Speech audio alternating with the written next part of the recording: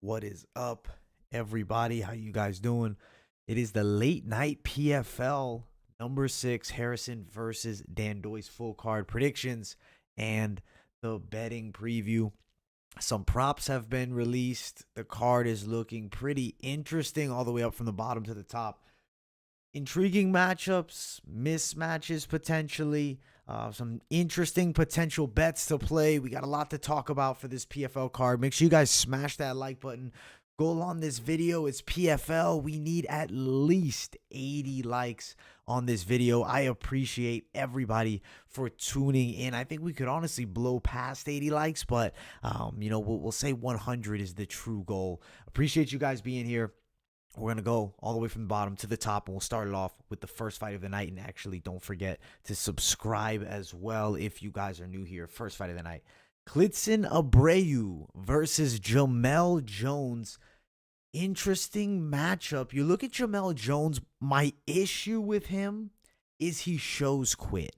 We've seen him tap to strikes. Like, his wrestling is pretty good. He's a really physically strong guy. Even in that fight to William Knight, which he did lose, he picked him up. He slammed him. On the other side, Klidson Abreu, he's been in the UFC, does have a pretty good grappling game. His submissions are very good physically, pretty athletic. Southpaw, which is going to be a little bit tricky for Jones to deal with potentially. I think wrestling-wise, Jones better offensively. But I feel like Abreu stops the takedowns, and I do think potentially submission victory. I'm going to pick submission second round for Klidson Abreu. That's what I'm feeling in this fight.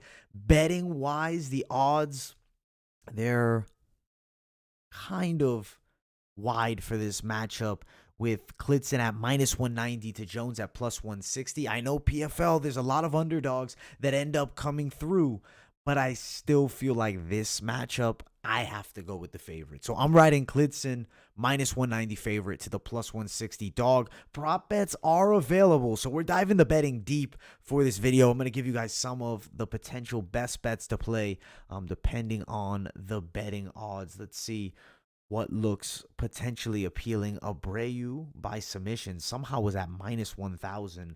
What site is that? William H. It's an overhaul for best fight odds, the site I'm using, because they took out like betonline.ag and some other things. So they mixed it up, but that's why you're seeing some weird odds there. But Abreu to win by submission is truly sitting around +165. Let me see if you can see it if I zoom into the screen a bit more here. At +165 money, I don't love it, but it's not necessarily a terrible bet. Abreu wins inside the distance. Is that available? It's +110. I don't love it. I think just the Abreu submission, if you want to play it, I do think he could get it done in the second round. That's going to be my prediction for this matchup. I think he beats Jamelle Jones, and the bet potentially to play there is maybe that Klidson Abreu by submission. But let's keep it moving, and let's get to this second fight of the night. Kaitlin Young, Mariana Morais here. On the side of Mariana, she was absolutely destroyed in that last fight. I don't know, something to note, potentially some damage after the Harrison beating, but still on the other side, Kaitlin Young, not a great performance against a really bad Cindy Dandois, and Kaitlin Young was the striker, and in that fight, Cindy Dandois was able to be competitive at points on the feet, more so than I like. I feel like Mariana definitely is faster with her punches than Cindy Dandois, technically better. Granted, shorter girl at 5'4". Can she close the distance? Little bit of a wild style, athletic fighter. The younger girl of the two, I don't see it going to the ground.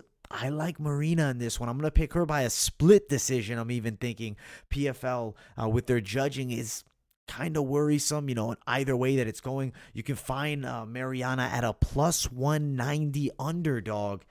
Decent value at +190. I do like her to win the fight by a decision, but could she pull off a submission potentially? I mean, it's always possible.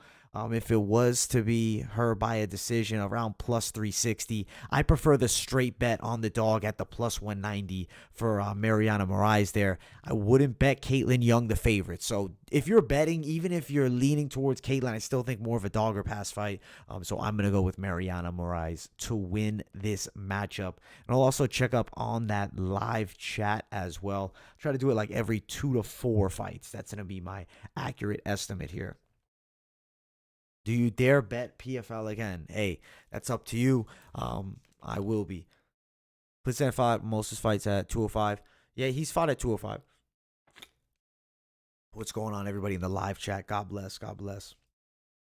There's definitely some good dogs, man. I'm definitely looking at this card to play some underdog bets. As far as betting on these strong favorites, might lean you against it. We'll talk about it more as we get back into it. But smash that like button, guys. As I said, I need 80 likes on this video, but I really believe we could surpass it and work towards potentially 100 likes. So smash that like button, and let's get back to it. It's the third fight of the night.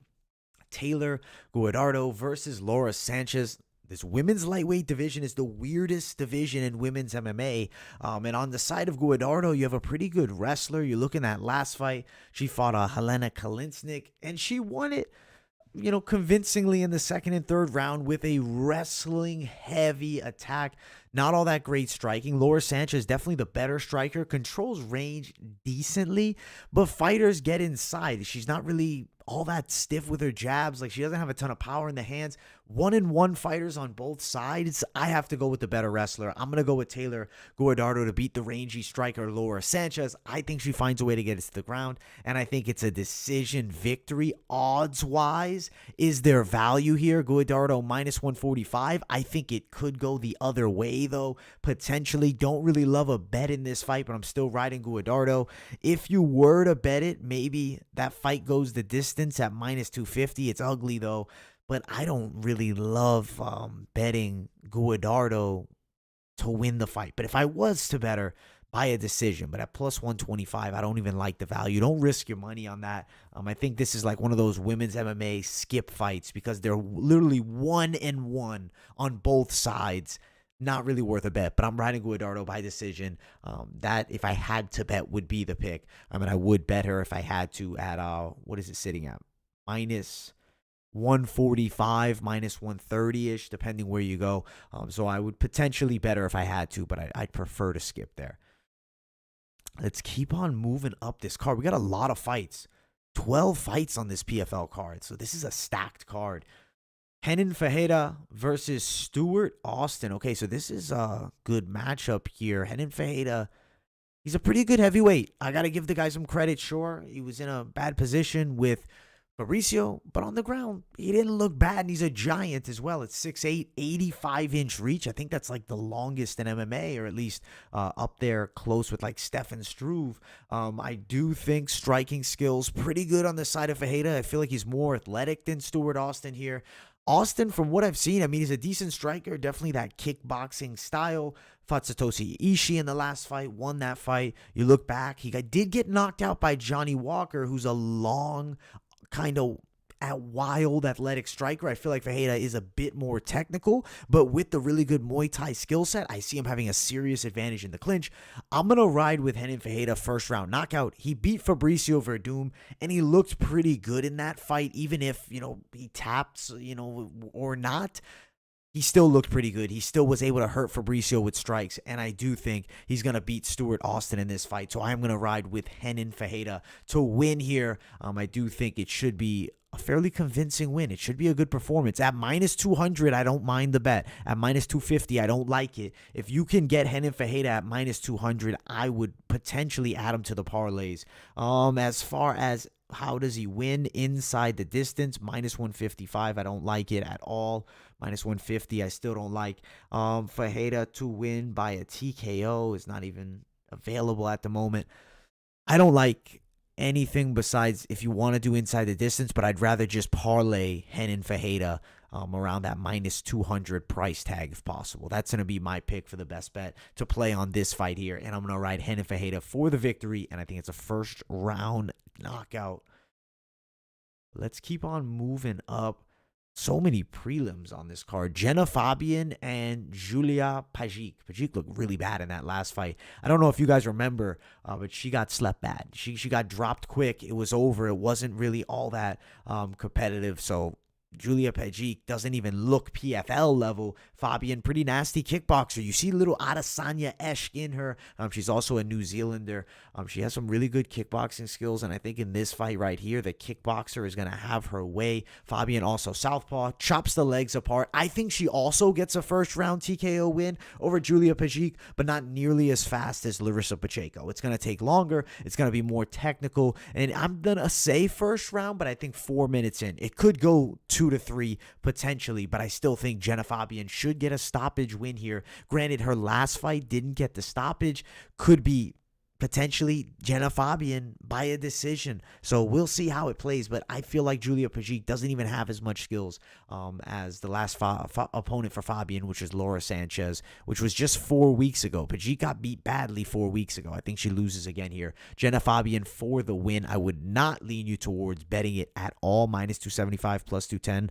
Absolutely not. I don't even want to touch any of the props. This is just a fight. Watch it, don't play it, because who knows how it's really going to go down between these two girls that are not all that experienced, and one good striker, but still doesn't show that finishing ability. Fabian to win plus 135, not even worth the bet. So I'm not going to be betting this fight at all here.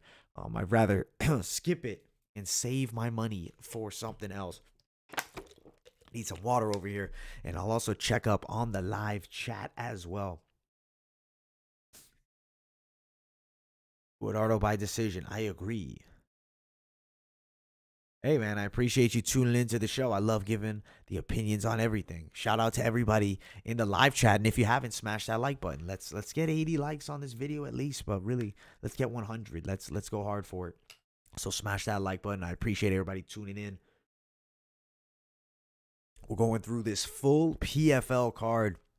I got to say, PFL, pretty good action. So I still haven't thrown that poll up there, but I really think I'm going to do the Bellator play-by-play with PFL live updates on Friday. So tune into that Fight Companion live. We'll be breaking down the entire card live as it happens for Bellator. And I'll also have PFL on the other screen, but it's going to be more focused towards Bellator with PFL updates. But we'll talk about both. I think that Bellator will end earlier potentially, and then maybe we'll be on PFL only. So it should be pretty good. If you are interested in me going more towards PFL, you can let me know in the live chat. And hey, maybe if I get a ton of people saying PFL, we'll switch it. But as of right now, Bellator is in the lead, and it does seem to be the vote on Bellator on Friday. So that's kind of the plan right now.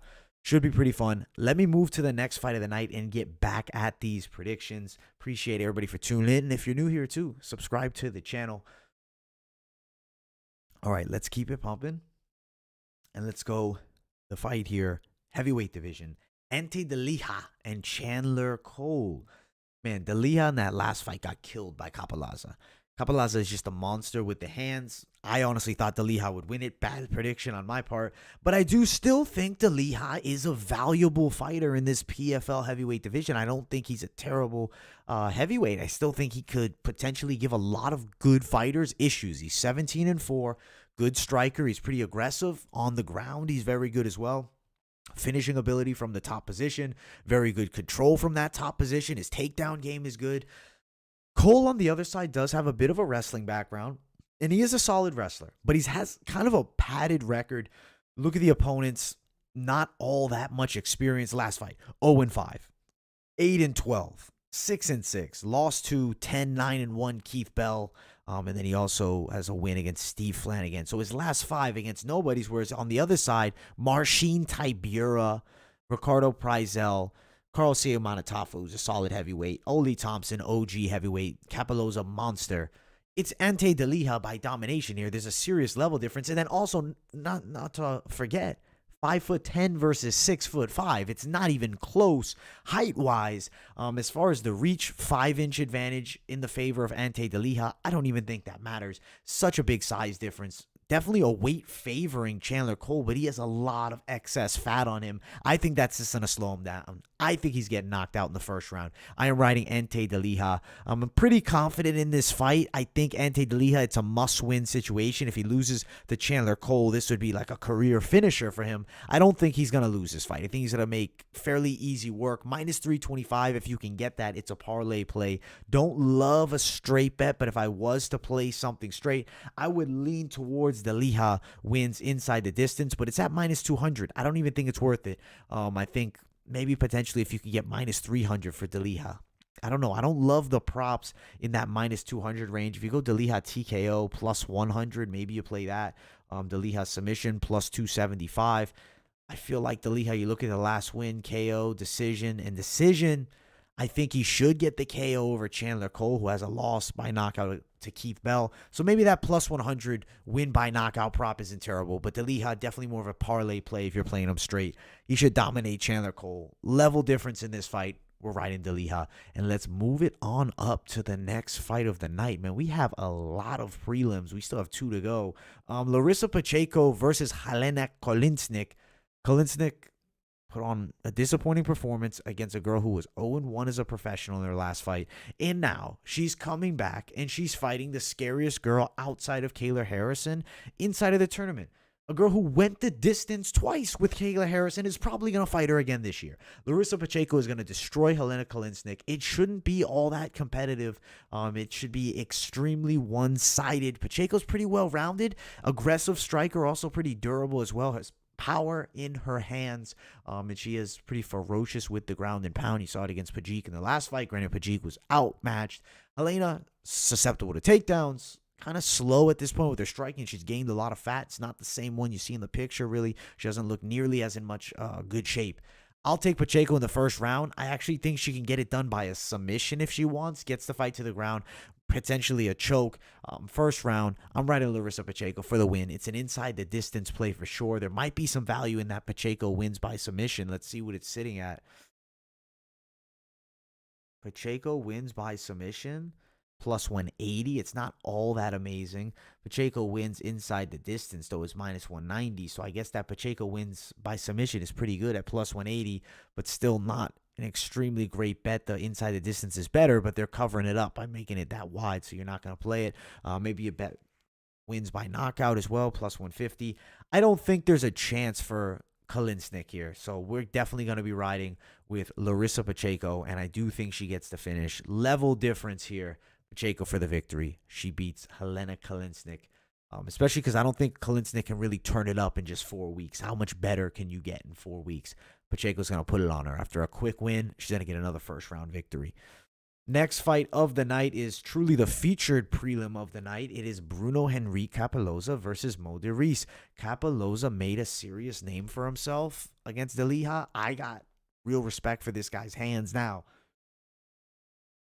You cannot doubt Bruno Henrique Cappelozza at all. You look at this fight. Ferocious puncher on the side of Cappelozza. Enters the pocket quickly and will let the hands fly. Really powerful on the hooks. And you look how wild he'll get. Beautiful punching. The guy is next level powerful. I would say definitely a scary fight for any fighter at heavyweight. Like that's, obviously not UFC level potentially, but like PFL level, because he's got a lot of power in the hands and he can explode fast. A guy, with long reach, rangy, that doesn't let him get inside, that could be an issue. But this matchup, DeReese, shorter reach, is kind of powerful himself, right? He does have a decent overhand, can wrestle a bit, but really doesn't look to be in much shape anymore. That last fight against Goltsov just, a month ago? It was 1 month. All right, so it was about a month and a half ago. How much better shape can he get in? Did he really seriously dial it in? I doubt it. He's also fighting a guy with serious knockout power. I think DeReese is susceptible to being knocked out, especially a guy that has the power of Bruno Henrique Cappelozza. Cappelozza knockout, and I do think potentially in the first round, could also see it in the second, but I'm going to say first round knockout here for Cappelozza. He's a fairly strong favorite as far as the bet to play Cappelozza by knockout is minus 150. They already know you want to play Cappelozza to win that fight by a knockout because that's really how it's going to go. So Cappelozza wins this fight by a KO. I think that is the play, but money-wise, not great value. Minus 250, decent parlay play. We're riding Bruno Henrique Cappelozza to beat DeReese by knockout. That is the featured prelim, and I will check up on that live chat once again. I appreciate all you guys for tuning in. If you have not yet, smash the like button. Make sure you guys subscribe to the channel if you guys are new here. I appreciate you guys, and we're going to keep it moving up to the next fight on this card. It is the first fight on the main card, Denis Goltsov versus Brandon Sales. Denis Goltsov, Brandon Sales, both 6'5", both pretty tall heavyweights, longer reach in favor of Sales. He's the heavier guy of the two. There's definitely things you have to like with Brandon Sales, but he's 40 years old. He hasn't really fought anybody good. He's fighting a 26-6 Russian in Goltsov, who was the finalist in PFL 2019, is pretty high level with his kickboxing. He really can break you apart. You look at Goltsov, I would say technical kickboxing skills. He's a very patient striker, and he does fight good from range, really good from range. You look at the body kicks, they're pretty nasty. They hurt a lot of his opponents. Brandon Sales does have some pretty decent striking as well.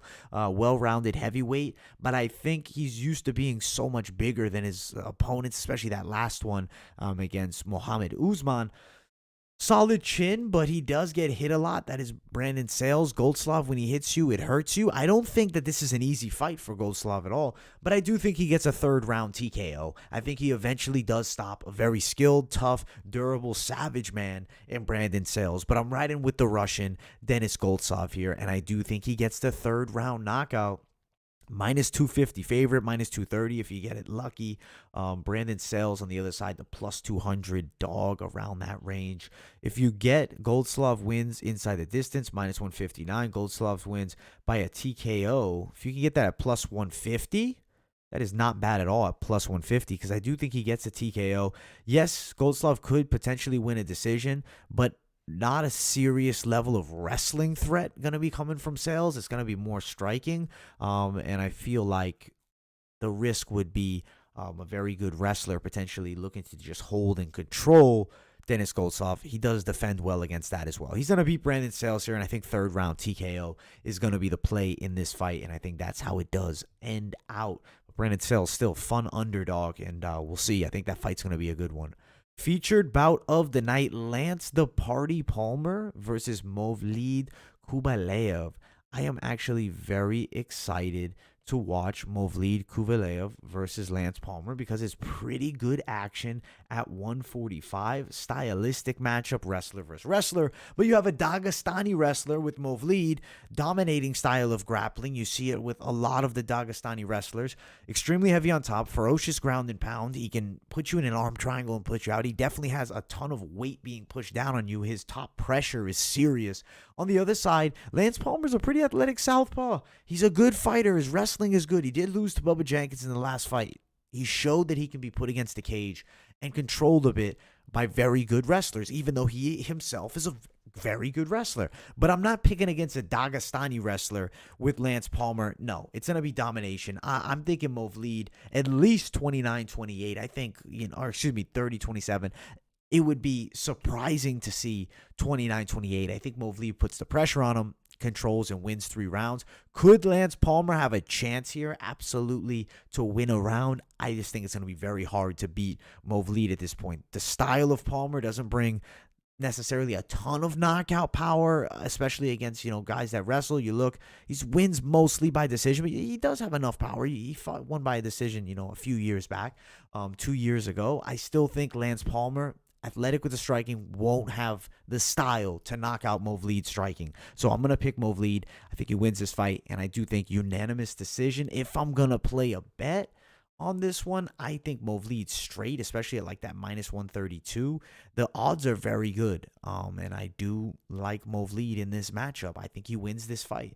To bet Movlid Kubalev plus 162, plus 150, plus 162. I think Kubalev definitely has a good chance for decision, but if he really turned it up and put it on, Palmer won by potentially a TKO. I wouldn't be extremely shocked. I think he's a decent straight bet, though. Movlid Kubalev, yeah, I have him winning this fight, and I do think potentially with a unanimous decision. So that's going to be the play here. Exciting matchup, though. Lance Palmer, always game, former champion. This is a serious, serious test for Movlead, and I am excited to see who gets the victory in this fight here. Let's keep on moving. The co-main event of the evening. Raush Manfio takes on Anthony Showtime Pettis. This is a good fight. This is a fun fight. I'm very excited to see this fight because Anthony Showtime Pettis, when he's on, he's dangerous. He's a dynamic striker. Levels above Raush. If you look at Raush's style, does have some decent enough striking skills, but we've seen it before. He kind of has a basic, Thai-esque kickboxing style. He comes forward. He looks to put pressure. Okay in the clinch, but not amazing. Guys that control range, he's going to struggle with. Speed advantage, Pettis. Overall, if Pettis has anything left, I think he can win this fight. I'm going to pick Pettis to win a decision here. I think he beats Raush Manfio. I don't think he'll end up making it to the playoffs then if he wins his fight by a decision, but I think that's probably how it's going to play out. I'd love to see him get the knockout, but I'm feeling Showtime Pettis by a decision. If he gets the KO, that would be fantastic for his career. Maybe he pulls off something emphatic, but I still got Pettis winning this fight. As far as betting-wise, if Pettis is really thinking I need to win this fight by a finish and he's really going out on his shield, I mean, maybe the wins inside the distance around the plus 250 range has value. Wins by TKO plus 450, decent value. I mean, if he really turns it on, but I'm taking him by decision. I think Pettis wins by decision. It's at plus 130, plus 115. I think that's what's going to happen here. I'm going to take Anthony Pettis. I think he wins by decision, and I'm going to take him around the minus 172 if I'm going to play the bet. It is Pettis, and he could definitely be off. We've seen him off numerous times, but I think that he finds a way in this matchup. I really think that he finds a way. Let me check out this live chat here. PFL judging has been suspect. I agree. I absolutely do. It's just bad judging. It's not really like suspect. I don't think it's completely corrupt. I mean, who knows? But I really don't think so. I just think that some incompetent judging happens in all combat sports, and for whatever reason, they get a lot.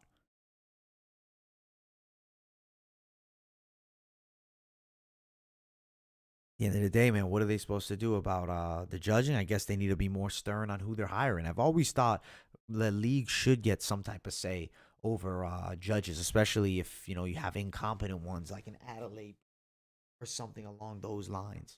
So, yeah, I would definitely say I will suggest improving the judging somehow. If you think it goes to the decision, picking the over is safe for them because to avoid the judges. Yeah, I mean, that definitely could be a play. Just the over by a bit, save your risk. But betting those close matchups, it's going to be tricky in PFL. I know. It really is. Thinking about it now, it's like last week, weird stuff. Every kind of week is just weird. Like, PFL is just kind of weird. Harrison's definitely going to win. Yeah, I would not bet 10K on Harrison, though, just in case Cindy Dandois somehow lands some, like, wild looping punch. But we will get to the main event of the evening. Smash that like button if you haven't yet. It's Kayla Harrison versus Cindy Dandois. This is a very fun matchup in favor of Kayla Harrison. It's not going to be all that competitive or close. Kayla Harrison, seriously better. Grappling, by far. Top control is going to be phenomenal. It's going to be one-way traffic. Like, this isn't really a fight that I think is going to surprise us. I'll be honest. This is a serious mismatch. Dandois hasn't fought anybody all that great as of recent. Going to get destroyed by Kayla Harrison, who's actually really good. Like, Kayla Harrison, she's looking like a high-level chick, and I think she should dominate Dandois. Dandois does have a judo background as well, but I don't think it's nearly at the level of Kayla. I don't think it's going to be competitive when they get in close. I think Kayla wins. I think striking-wise, Kayla is also an animal, jacked, a lot of power, physically strong. She's going to win this fight. TKO, I think in the first round, could also see a submission here. I like inside the distance Kayla Harrison, but at the minus 5,000 price tag, doesn't become all that valuable. What's the Kayla Harrison? Harrison wins by TKO is minus 118. Jeez, you should just bet that right now. Where's that available? Unibet. Get on Unibet and take that minus 118 tag because that's fantastic. Harrison wins inside the distance. minus 835. Guys, go buy up right now that Harrison wins by TKO, or after this video. At least finish this. Don't leave just yet, or open a new tab and bet up Harrison wins by TKO minus 118, because I think that's a really good price tag. Harrison wins by submission plus 115. Guys, there is some very interesting plays right now. Like, you could definitely cash. Harrison wins inside the distance is minus 835, but Harrison submissions plus 115. Harrison by TKO minus 118. That's pretty good. I think that I'm gonna lean the TKO. I do think she's gonna put on a lot of ground and pound. I mean, if you look at some of the recent wins, usually KO, TKO, but she does have some submissions as well. Recent decision loss, but Kaitlin Young not at the level. Harrison wins inside the distance. I'm picking TKO. First round, it shouldn't be all that competitive. I am excited for this PFL card, and I do think it's going to be a lot of fun.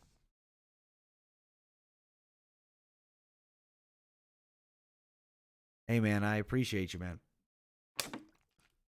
All the judging is off sometimes, right? Kayla and Pacheco, 1,000 to win, 350 possible lock parlay. I mean, yeah, I do think I think they're both gonna win for sure. I do, but $1,000 to make 350.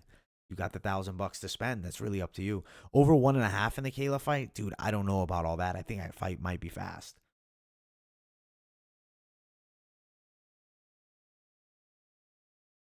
She felt bad for Cindy. I don't know if she's not going to TKO her, man. She's a competitor. I'm assuming she's fighting to her maximum capability here when I make this prediction.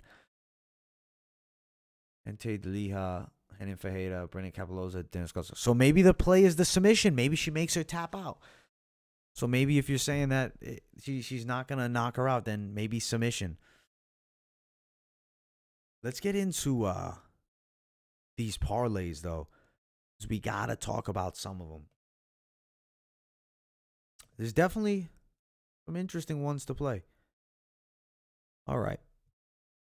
Well, it's really going to depend on who you guys are truly feeling on the night. Stylistic matchups that you really think should cast. At the bottom, I'm going to skip the women's MMA, skip the Laura Sanchez Taylor fight. Like, it's not really worth taking that risk. I am going to move up for my first bet if I had to play one. I mean, I'm not all that opposed to Pacheco, but at minus 450, I don't like it.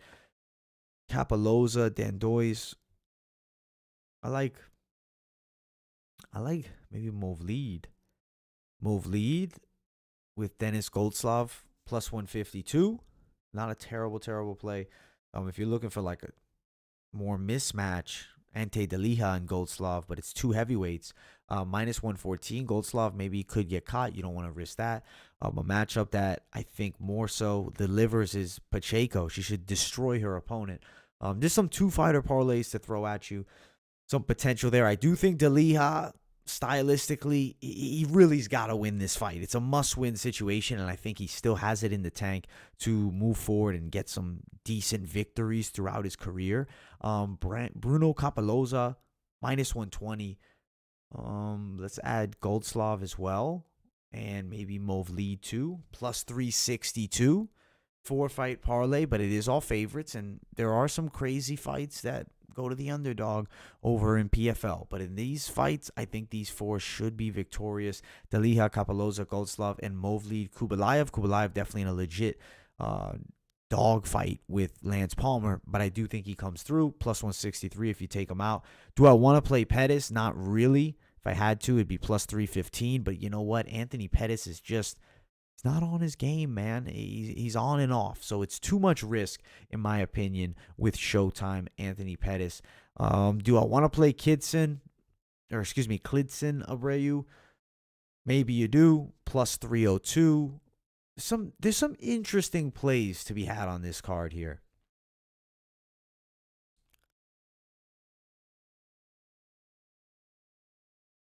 The sales breakdown, yeah, it was there, man. I'm going to have to rewind a bit. I'll throw up the timestamps as I finish here after this. Some interesting plays.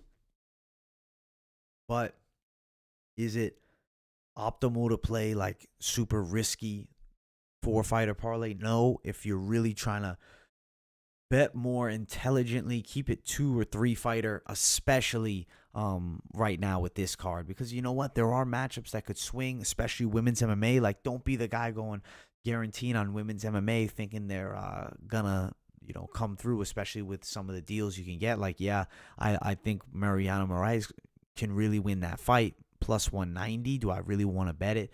It would definitely be more of like a lottery style play at that point. Overall, decent PFL card. If I had to give it a rating, I mean, you know what?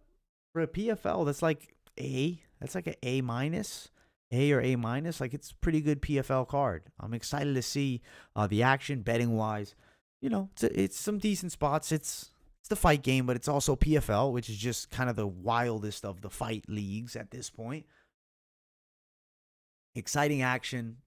I am really excited to watch the fights, even if it's, I guess, potentially as a secondary. But yeah, let me know, guys. I think I'm going Bellator. So Bellator or PFL, you can let me know in the comments. You can let me know in the live chat if you're watching live. Harrison inside distance, what's that at? It was at like minus 600 at the best to like minus 850. It's not really worth the play. It's like pick between the two, it seems. We'll see, though. Should be dominant performance by Kayla Harrison at the top. Overall, interesting fights throughout the card. I like a couple bets. If I had to say the two that I would lean towards, I guess I'm going Delija and Goltsov. Those would be two that I really like. And then maybe you also could add in Cappelozza. And then if you're not feeling one of those names, Renan Ferreira is also another fight I do like. But it is, Stuart Austin is more competitive and definitely, I feel like, better fighters than some of these matchups for the other fighters here. But yeah, Renan Ferreira is also a decent bet at minus 200. I think that he really should style out in this fight. I think he's a pretty fun heavyweight, especially at 6'8", with some athleticism. I'll do a best bets video across the MMA leagues. If you had to parlay up something, maybe you play the main event in Bellator with like Harrison and a couple others through here. Yeah, good luck, everybody. I appreciate everybody for tuning in. Let me know in the comments, what do you want the live stream of, Bellator or PFL? It's still up in the air, but Bellator is definitely in the lead. Thank you guys all so much for watching. Smash the like button. As I said, I need 100 likes. Forget about shooting low 80 likes. At this point, we're going 100. Smash the like button. If you're new to the channel, subscribe too. We cover all things MMA. We got Bellator, we got PFL, and of course, the UFC as well. Thank you all so much. I will see you all in the next video. Good night, everybody.